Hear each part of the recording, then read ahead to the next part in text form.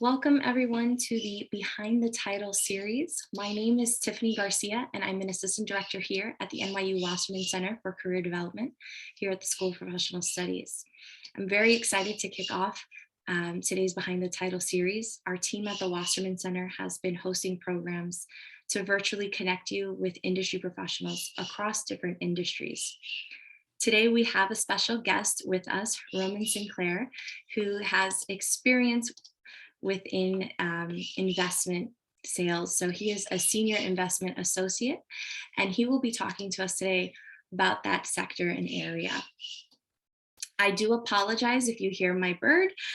She is a little loud, so I do apologize. Working from home does provide its challenges. Today, the goal of this program and series is for you to better understand the title, job duties and responsibilities, ways to be successful with this title, and hear from the speaker on their career journey and how they got into the title that they're in. We will hear from the speaker for about 30 minutes, and then we will open up for Q&A at the end. Romain has shared that he will be happy to answer questions during the presentation. So if you have any questions throughout, please feel free to put those in the chat for yourself. We have a very simple session worksheet that you can use to take notes during or after the session. We will put the link in the chat for you now, and you can make a copy of it and save it to your drive. A few best practices. Please mute your mic when you're not speaking. Exhibit A, you hear background noise. We do encourage you to ask questions that are of general interest and help to the group. Avoid questions that may be too specific to your personal situation. Be mindful of how much time you're taking compared to other students in the room, and come from a place of seeking insight, information, and advice. We also ask that you be respectful of the speaker's time and you stay present and engaged with your camera on if possible.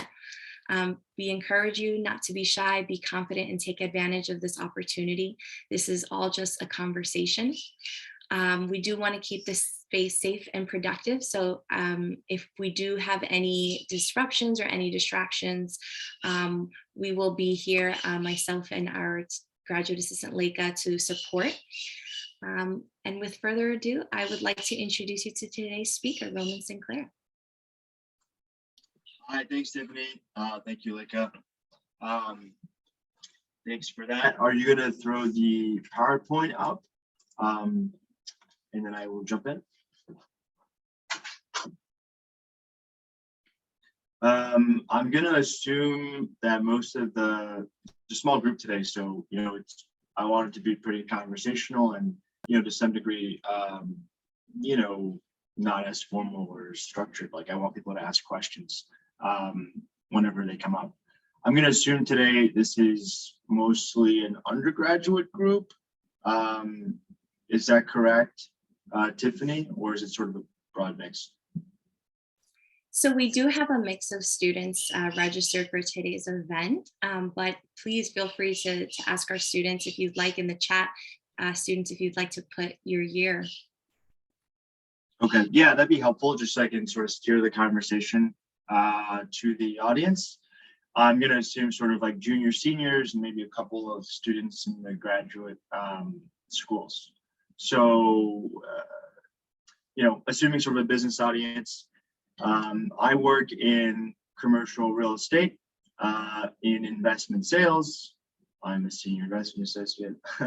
And basically, what that means is, there's residential real estate, which tends to be more about buying homes, and the person who is purchasing the real estate is going to usually live in the real estate they're purchasing. And one distinction that is often drawn with commercial is that the purchaser of the real estate is not purchasing it for the purpose of living in the real estate. They're buying it for investment purposes.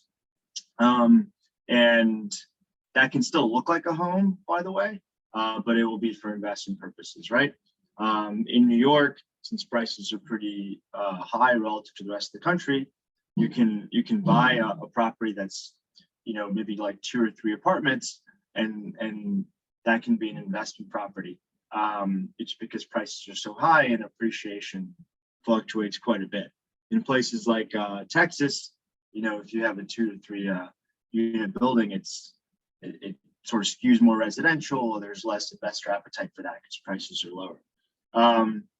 So that's sort of commercial real estate. It's the real estate ownership for the purpose of an investment, just the same way you might own like a stock or a bond or crypto.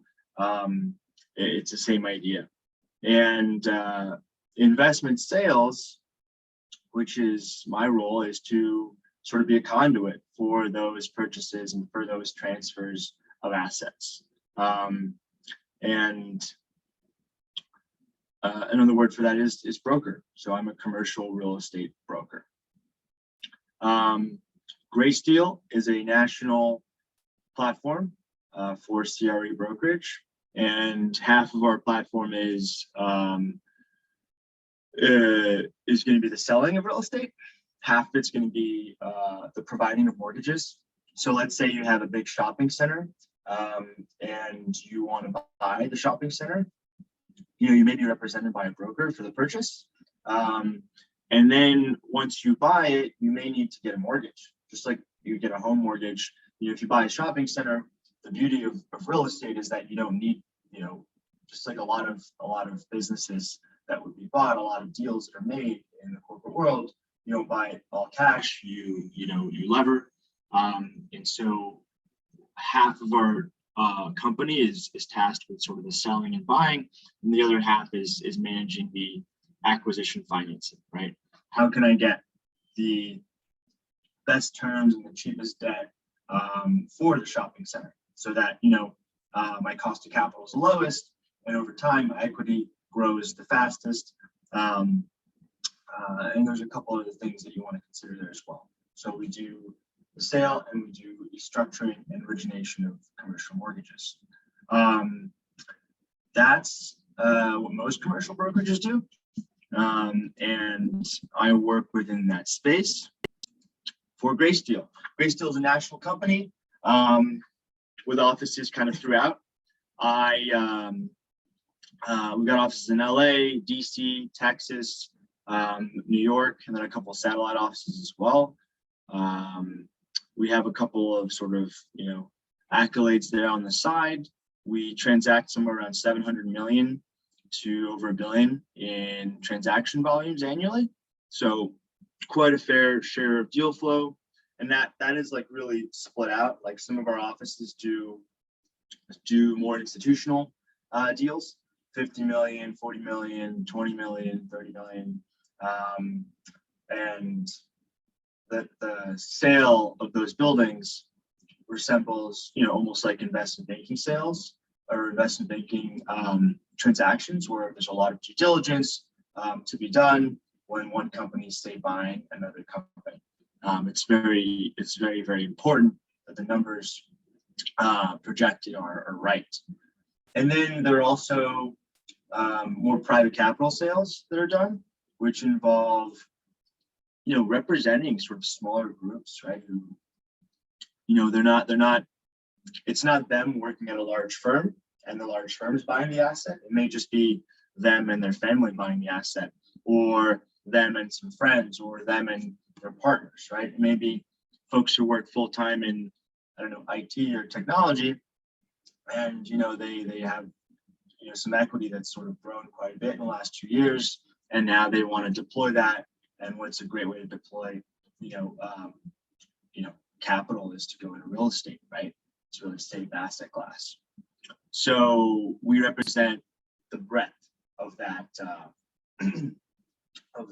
spectrum in terms of really small owners who might own 1 or 2 buildings. We'll help them sell, and then we'll also sometimes, we sold a building last year for Nuveen, which is the 9th or 10th biggest asset manager of real estate in the United States. It's a huge company, $40 million asset in Washington, DC. My background is there. So I went to Northwestern University. I also got my master's at Kellogg School of Management. Following that, I worked at Accenture following that. I sort of followed that traditional path of like, you're in school, you're interested in business, you want to go in either consulting or banking, kind of like everybody. And I like that a lot. But I think that as time goes on, you're in a role and you realize, what am I really good at? What am I not so good at? Really, like, am I going to be, am I going to be a managing director, right? Am I going to be a partner? It's kind of a weird question to ask yourself that day one, but it's like after a year, maybe some time, it's like you have to sort of vision yourself, like, what are my comparative advantages in the role? What am I really good at, or what could I be really good at? What do I want to be really good at? And does that align with sort of the career path I've taken? So real estate kind of came to me. I do have a little bit of family that got involved in buying real estate after the Great Recession. By no means a real estate family, just sort of like a couple of opportunistic buys, which opened my eyes to it. Basically, have some cousins who bought real estate, and I was like, well, if they can do it, I probably can do it too. So I became a commercial real estate broker, and today I'll walk you guys through what that looks like, what that means, and why maybe it could be interesting for you guys to do. On the right there, you have a couple quick things about my role. I do currently lead the New York office for Greysteel, which is great. And we've closed about 100 million in the last couple of years. And then last year we closed a little bit over 10 million. And most of what we do is apartment buildings. Yep, ready for the next. Any questions so far based off of what I've gone through?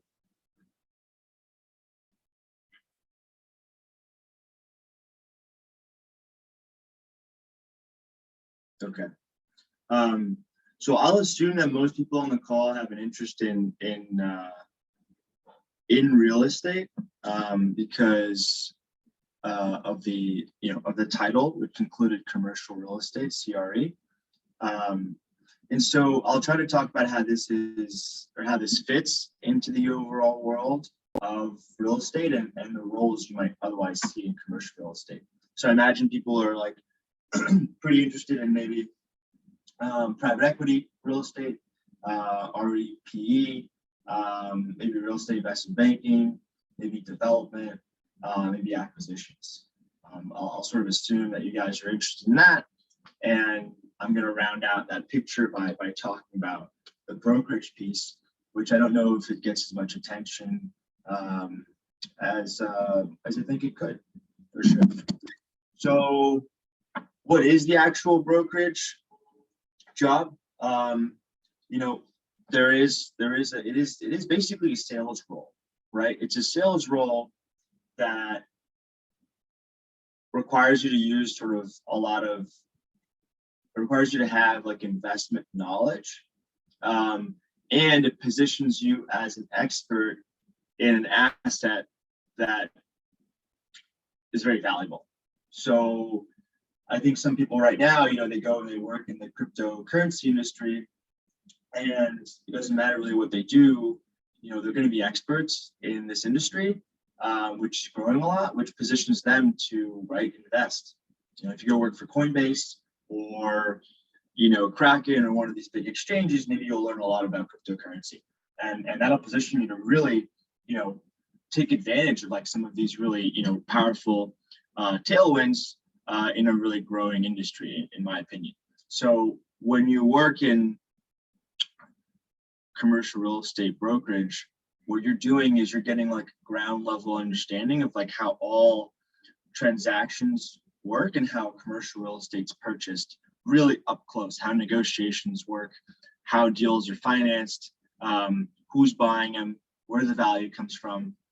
And so that really positions you to be an investor, right? Like you basically will have so many opportunities in terms of deals put in front of you to invest in, and then in terms of knowledge that you're equipped with to then deploy and then invest.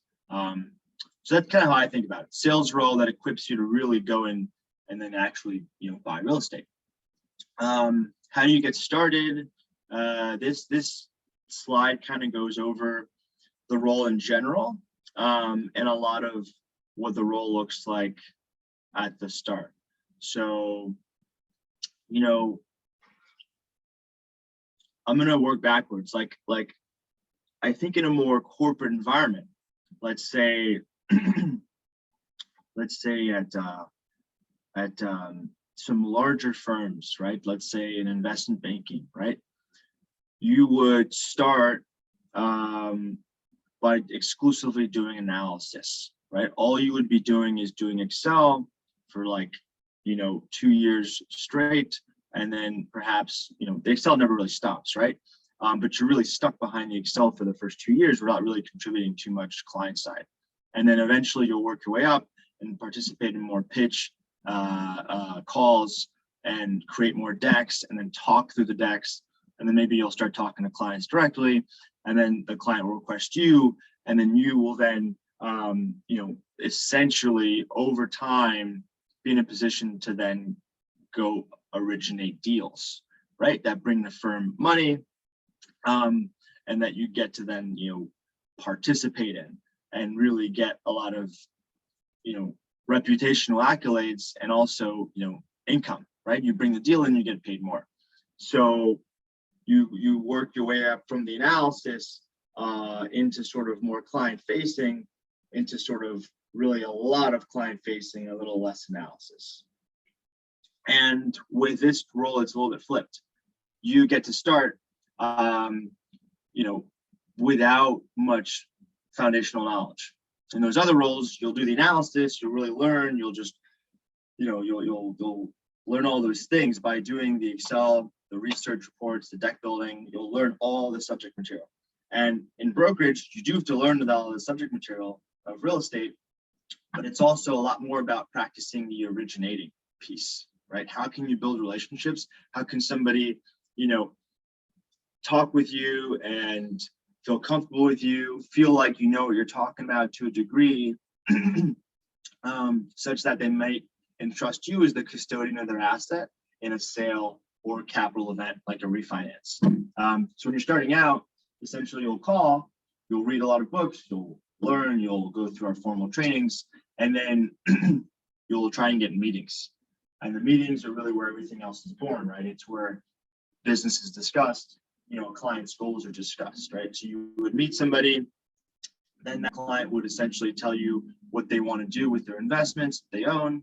And from there, you can plot out how to spend your time. If they want to sell soon, maybe you would spend more time with them and you talk to them and you understand, what their goals are financially, etc.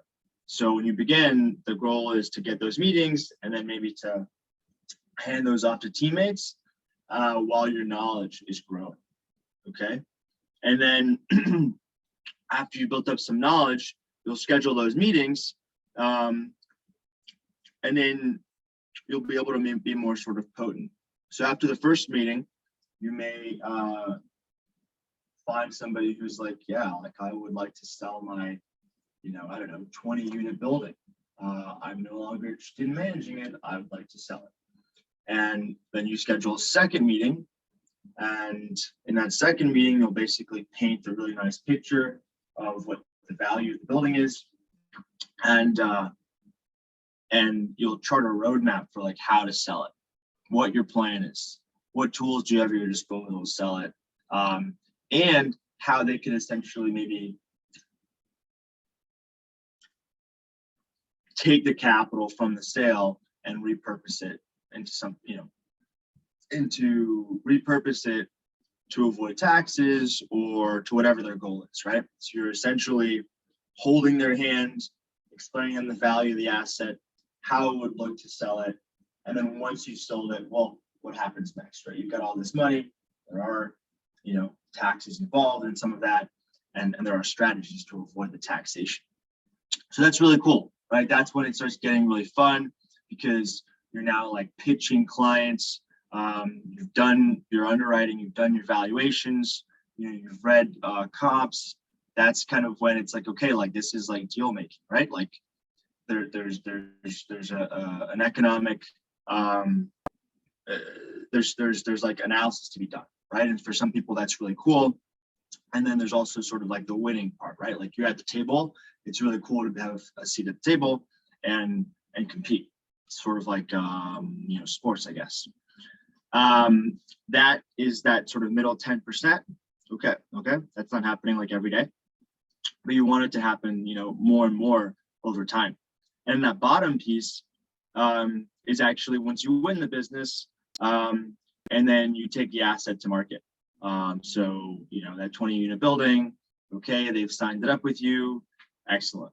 Now you're going to go pitch it to investors and then eventually close the deal.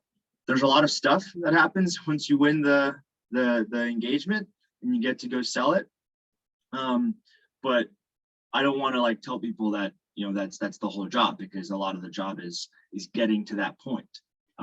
Once you get to that point, I mean, it's great. You've just got deal flow, and then you're managing different deals for clients. And so once a week, I have touch points with all my live deals, all my deals under contract, and then all the deals that I'm like really close to pitching. So the pipeline starts to build, and then that 80% shrinks maybe to 70%, or maybe a little bit less. And that 10% business meetings and pitchings grows to maybe 20%. And that everything else goes to maybe another 20%. So the structure changes as you move down, kind of going back to that sort of corporate structure where first you're originating, first you're doing analysis, and then slowly getting more client facing, and then really originating. Here it's like, you're originating from the start, and then you just spend more and more time in the client meetings as time goes on, because the originating is sort of happening on its own. People start to email you, they start to call you, etc.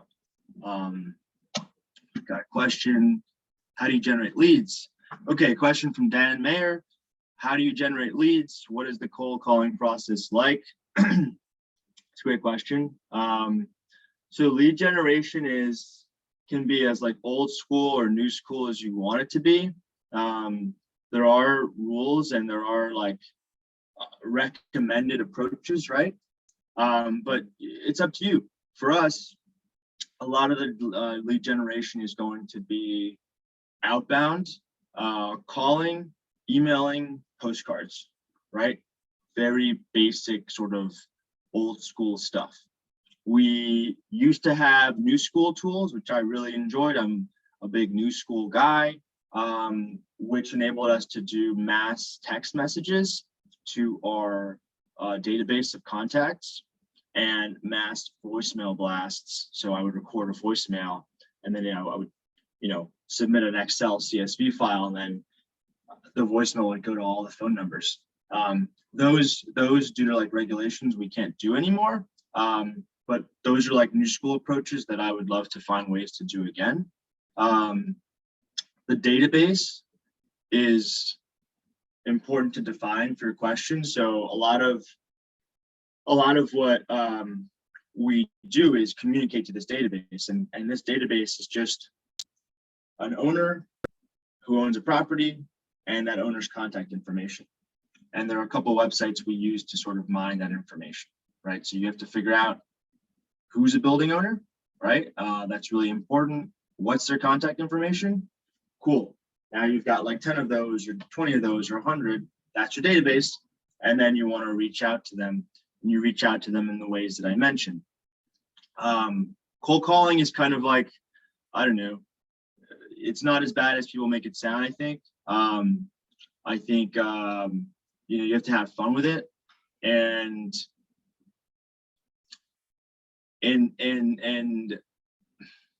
I really enjoy, just to be clear, I cold call like often. I would say like half of my time is spent doing that.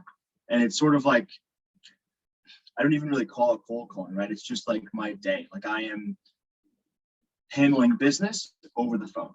And sometimes that is new business that I need to go out and get. And sometimes that is existing business which is my current client base. And then a lot of that is in between, right? Clients who've like signed up with me, they've signed an agreement, like we're like partners. And then people who've like never heard from me before, right? That's like some percentage. And then a lot of it is in between, right? Because we do all this email marketing. I do call a lot of people already. So a lot of times I call and it's not like, hey, who's this? It's like, oh, Roman, like that sounds familiar, right? Like I've called before, they got my emails or whatever. So cold calling, not as bad as it sounds, kind of fun. You just call, you try to have a conversation, and you tell them stuff that you think will be valuable, right? Like I talk about, the neighborhood or a building I just sold, or I just ask, hey, what's going on? Like, how are you doing? How can I help you with real estate? And it's like, they're not interested in doing anything transactionally, like they'll tell you, and then you just have to move on to the next person. So that's it. If anybody has follow-up questions, please go for it. Otherwise, I'm gonna move on.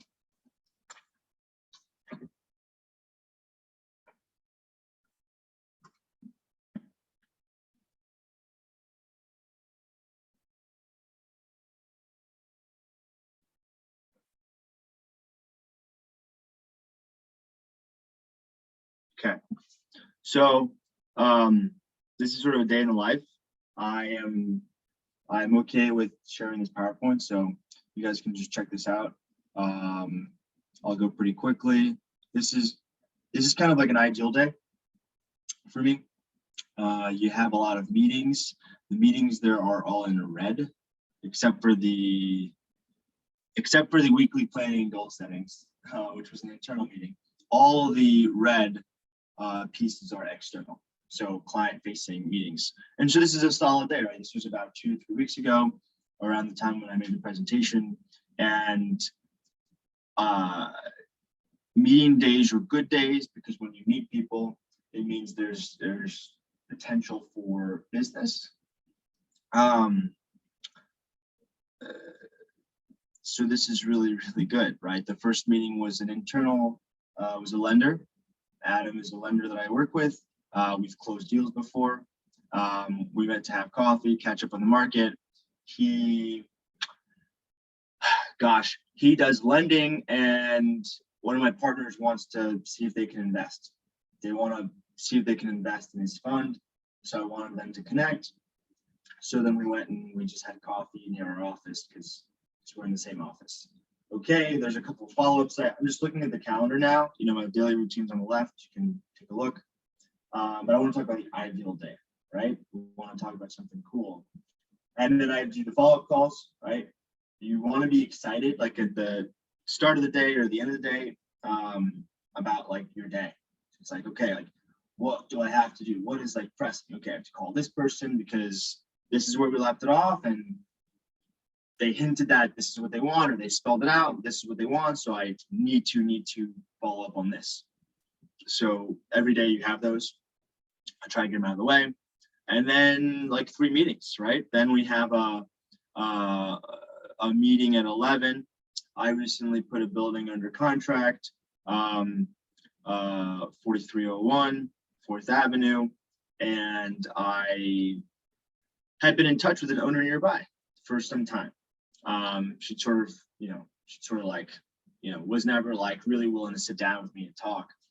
But she did hint that she always had an interest in sort of maybe selling. And so then we finally met. She brought her partner. We had a coffee, and that was really, really good. A lot of questions were asked, and that's like an exciting thing, right? When you meet with an owner and there's a specific agenda for the meeting, it's like really, really solid. I sold a building near yours. That's like great. If they meet you for that, it's like exciting, so it's cool. And it's just me calling this person for like maybe once every like 4 months for like 2 years. Okay, I email them. They get my email sometimes. I sort of know their building because I've seen the comps, and that's it. It's just, I created the opportunity for myself by literally picking up the phone, reaching out, emailing, making sure I knew who she was, and having the foresight to think I sold a building nearby, she's going to want to know. So very much like business coming from me, which is pretty cool, right? I haven't been in this industry for like, a decade. I'm still fairly fresh, but you learn and you take initiative, and things, things happen for you. And then I had 2 meetings after that, right? One seller, that's Christopher, wanted to maybe do something, family asset. So we met, and then Parveez, longtime person, maybe lower probability sale, but just somebody who we met and wanted to chat with. Okay, meetings are done. Get back over to the office, do some more calling, some more cold calling or warm calling. And then I had a follow-up with this woman here, Doris, and then I had to service my existing deals, right? Deals that I have for sale. I need to make sure that I'm getting more offers on them. I need to make sure that we have a schedule for touring them, right? We don't tour the buildings every day. It's not like residential. Like, I spend my time in my office. We are not on our feet running around everywhere. Somebody wants to tour an asset, you screen them, you have them fill a buyer questionnaire, and then if appropriate, right, then you take them and you tour them for the building. So that's kind of the day. And then what I would highlight is the day is like absolutely punctuated by interruptions, right? People call you, emails come in, you followed up with somebody, well, they followed back up with you, right, from yesterday. So the day is fully, this is my outline, but the day is obviously has a mind of its own, and people have a bunch of things that they want from you. So you have to manage those inbound calls as well when your business starts to grow, which is exciting and also a little challenging. So that's a day in the life. Any questions? Yeah, if you have questions on that, please let me know. Roman, I'll just ask the question real quick. So you mentioned that you're the one generating business through following up and taking initiative to reach out to people. So do you have any best practices about like how many times you should follow up with somebody, like the duration of time between, following up emails or calls? It really varies on the individual, and the rapport. That it depends on everything, really. If you have a reason to follow up with somebody, then maybe you'll follow up more and more quickly. If that is a reason that you've determined, maybe you don't follow up as much. If they have told you, like from their end, they've told you that you should call them back, then like you should not stop calling them back, right? Because maybe they, are just very busy. And if their building's worth a lot of money, maybe you should call them a bit more. Things like that. It's all contextual, and once you are sort of in the market, you get a sense. You get to know people as well, right? Like if people say that they're in a meeting every time you call, well, okay, maybe they don't want to talk with you as much, and so you would adjust. But the baseline is, follow up a lot if you'd like to, right? Be sort of aggressive, and then let people's reactions sort of, shape and form like how often you do. Okay, Abby has a question. I just got my license and I don't know if I want to focus on commercial or residential. How did you decide? Great question. I think some people face this question, and well, I think it's really different, I think is the answer, right? Like it depends a lot on what you want to do with your time and what you want 5-10 years from now. I think that Ryan Serhant from that famous TV show on Bravo, $1 Million Listing Agent, I think, something like this. Obviously he's super successful. He's closed, I think in 2020 he closed like $1 billion in condo sales. Yeah, and that's a huge number, $1 billion. His team closed $1 billion. Not participated in, right? Like they closed that. So that's really big number, and he's very successful. But his day-to-day is really different from mine, right? And let's take somebody who's more like perhaps my level of experience in residential, right? I'm hopefully a Ryan Serhant, but not quite yet. Their day is going to be really different from mine. They're going to be on their feet like a lot. They're going to be spending half the day every day, maybe in the car, going from property to property, which is really big. We spend most of our time in the office sort of calling and planning things in the future, like building tours or marketing campaigns or doing modeling, right? Analytical work. The residential agent, I think, is more on their feet. And then once they are doing the tour, it's a bit more of a subjective game, talking about sort of the appliances and the flooring and the light fixtures and plumbing fixtures, and right, getting detailed about that, right? Like what wood was used, what kind of, materials were used in this, who was the designer, right? I don't know anything about that really. I just know sort of if you use the higher end appliances, well, you'll get higher rent, and that rent kind of looks like this. And if you have if the plumbing appliances are made out of X, well, they're pretty old and they're going to need to be replaced, and that might cost you X, right? That's how I know about it. And so what does that mean? Like 5 years of doing my role, 5 years of doing that role, that means for me, I think a bit more better equipped to buy like a multifamily property and manage it and invest in it. We get opportunities thrown our way to invest, by the way, which is cool. Developers will email you stuff and you'll just sort of get plugged in. Whereas if you're a condo developer, maybe, or a condo agent, a residential agent, maybe you're more equipped to understand design and perhaps, buy a condo. So it's different, we're a bit more analytical and investment oriented, and they're a bit more like qualitative and design oriented, I feel.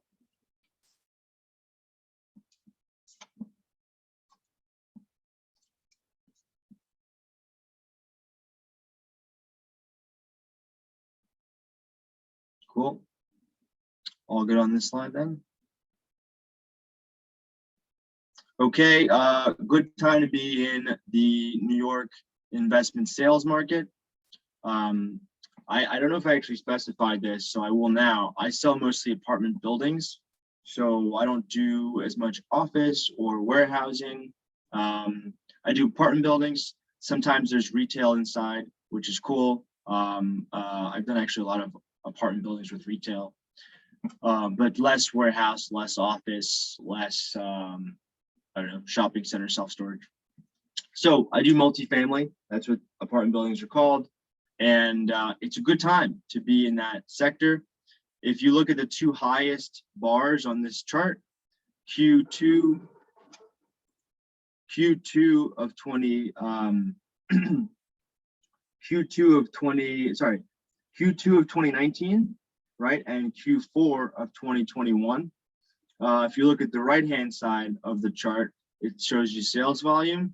And so for Q4 2021, which just means the last quarter of the year in 2021, the sales are hovering just around $4.6 billion, right? That's actually like a lot higher than the sales in the second quarter of 2019, which were hovering more closely to 2.6 billion.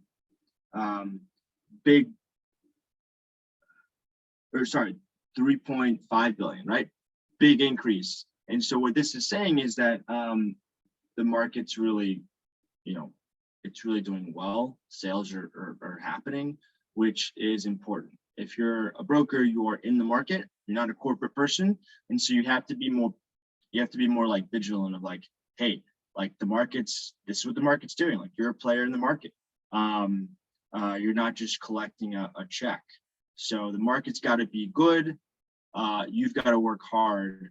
And if those two things happen, then well, it's exciting and it's fun and you close a lot of deals. So that's what this is saying. And I wanted to show that because we're in a post-pandemic place in terms of sales, which is good.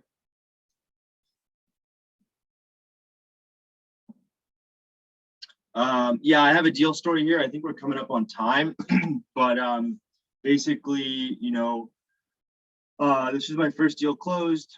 It was 3 apartments and 4 stores, 5401 4th Avenue in Brooklyn. It's cool. You can just like Google this and it's there. That's kind of what I like about commercial. Like it's the building, so you can just sort of see it. It's not like a condo. You can't always see the condo. This is just like public.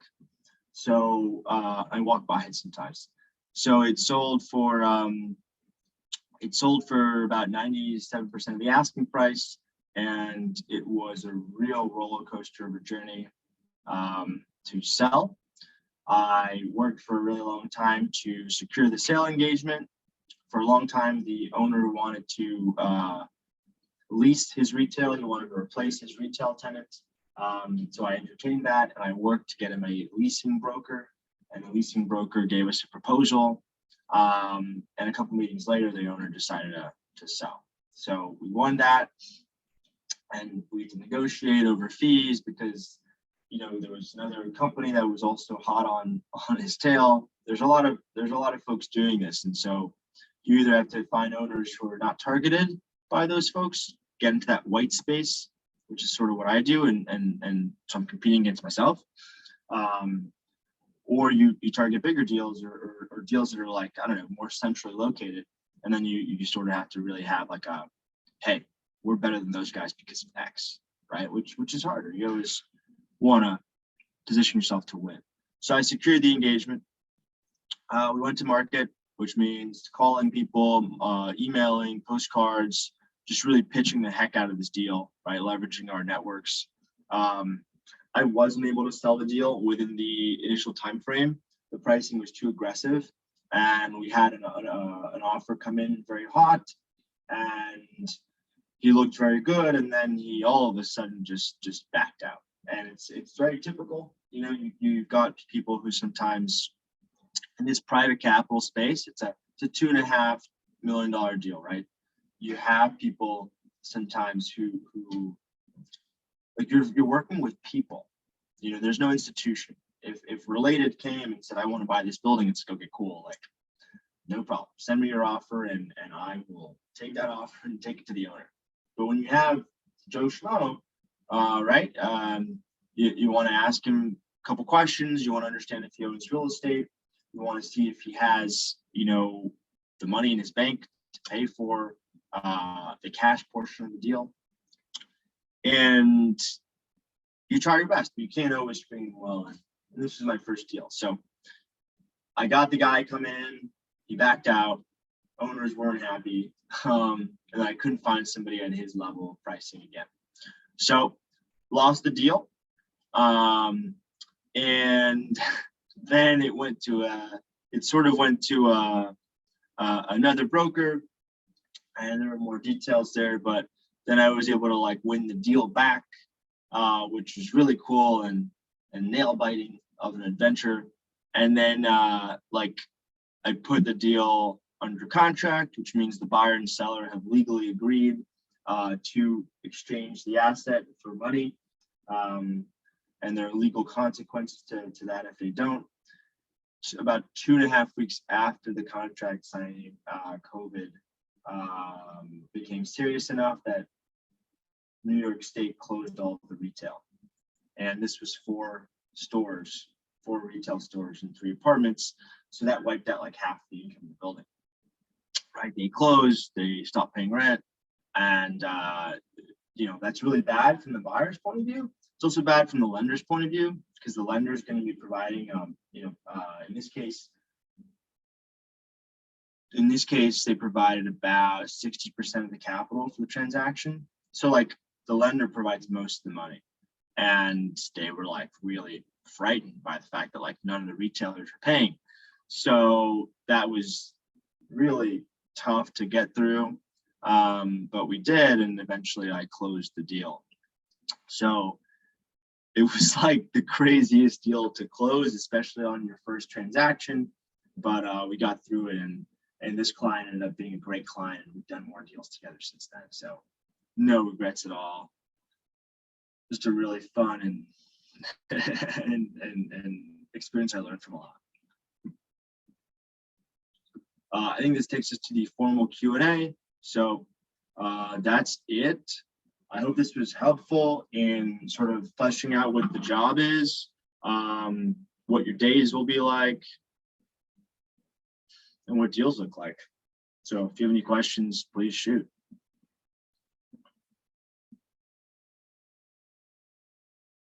Or if the team has any prepared questions, please shoot as well.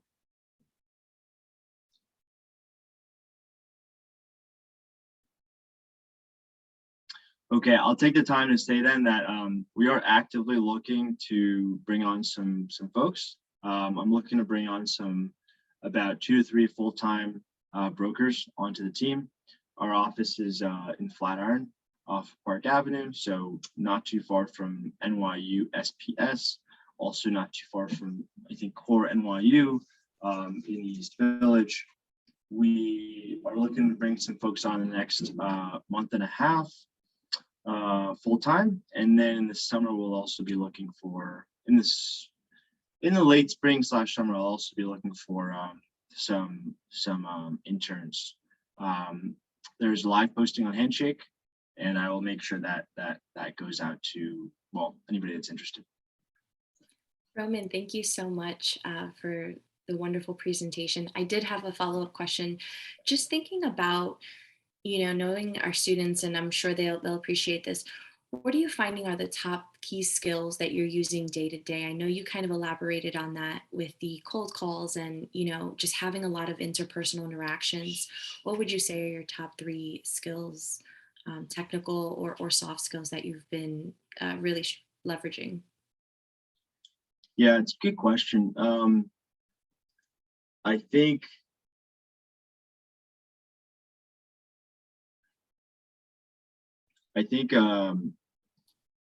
conscientiousness, which is like defining what you want to do and then sticking to it, is really important. So there's a lot of autonomy you have in this role, and there's not as much structure as you might have in like a more corporate environment. Certainly like a Blackstone or like a Related, like might have more structure. So as a broker, you have more control over your schedule, but that doesn't mean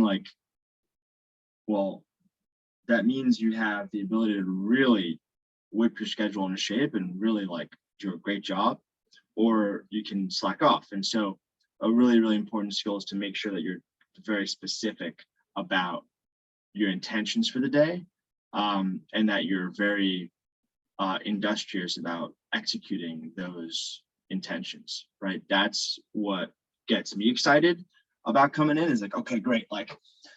I've got these things to do, and if I do them, it'll be really great. I'll get more sales. And then at the end of the day, it's okay, great, I did them, and I feel good that I did them. That'll take you through especially some slower times. Number 2, I think, part of that is just sort of being, part of it is kind of just enjoying talking to people. I don't really like small talk that much. I'm pretty straightforward, but I enjoy just talking to people. Hey, how's it going? Okay, is your day going well? Great. Hey, wanted to ask about real estate. Whatever they say, I just latch on and I run with it. And if they don't want to talk, fine. If they want to talk, I'll talk to them, and I'll bring it back to business pretty quick. But I'm just curious, right? I'm curious about people. I like talking to them. I just specify because I'm not like a schmoozer, right? So people think you have to do this whole thing, and that's certainly not who I am. But I am to some degree a little curious about people, and I'm happy to talk to them, especially if there's a business opportunity. So be curious about people. And then number 3, I don't know, be okay with rejection, be okay, managing your project, be okay just focusing on yourself, I've got friends who are in the Relateds and the Blackstones and the Bain Capitals of the world, and they're doing great. and they're working a lot. And I'm very excited about my own project. And we're here in Flatiron, and the New York office is going to grow. And it's just about like focusing on, okay, what do I have going on today? Why am I excited about that? Cool. I like that. So that's what I would say. Just be willing to like focus on your own thing, because you're not going to have like this, I don't know, glamorous thing, signing bonus, or the new welcome package, but you do have like extreme autonomy over your time, unlimited income potential, and the opportunity to like meet really cool people and get business partners in your life at an early age. So those things I would say are really cool and really help me. Oh, absolutely. I especially appreciated your last comment on just the ability to be agile. You shared regarding the deal that fell through multiple times and then having to pick it back up. It really does speak to being agile and having to stay resilient. Yeah, that's one too. People just throw that out a lot. But yeah, just making sure that you are conscientious, stick to what you say you're going to do. Make sure that you're happy to just focus on your own project, right? You don't need that external sort of validation as much. And then number 3, I think I said just like working hard, being curious about people. Mhm. I'm talking about, yeah. Absolutely. So if anyone has any questions, please feel free to add them in the chat. We want to thank our speaker today, and thank you, Roman, for speaking with us today and sharing your insights. We do have a survey that we are going to be putting in the chat. If you could just please take a quick survey to help us with our event offerings.